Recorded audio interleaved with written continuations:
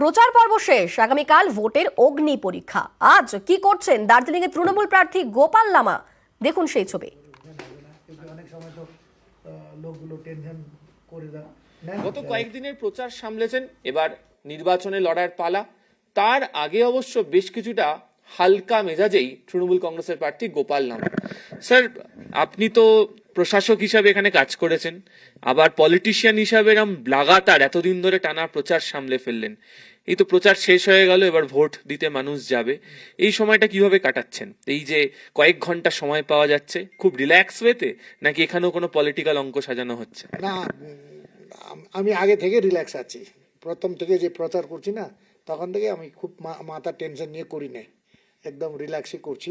ইলেকশনের প্রথমবার লড়াই করছেন এবং দার্জিলিং খুব পলিটিক্যালি সিগনিফিকেন্ট একটা আসন, কোনো টেনশন কাজ করছে না?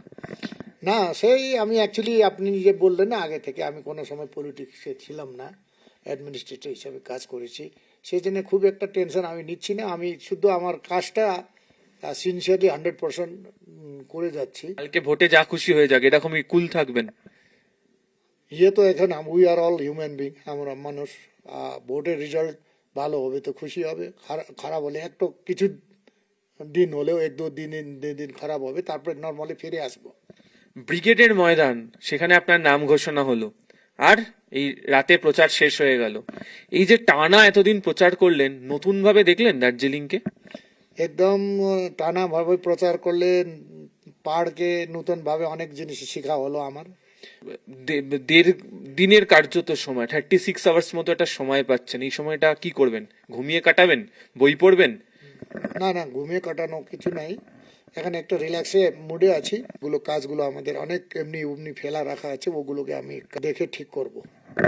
পাহাড়ের চেনা মাটিতে অচেনা রূপে গোপাল লামাকে দেখা গিয়েছে, তবে নির্বাচনের আগের দিন পুরোপুরি রিল্যাক্স মুডে তিনি।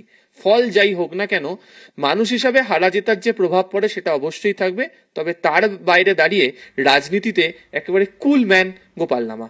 ক্যামেরা জ্যোতির্ময় বসুর সাথে আবির ঘোষাল, নিউজ 18 বাংলা, দার্জিলিং।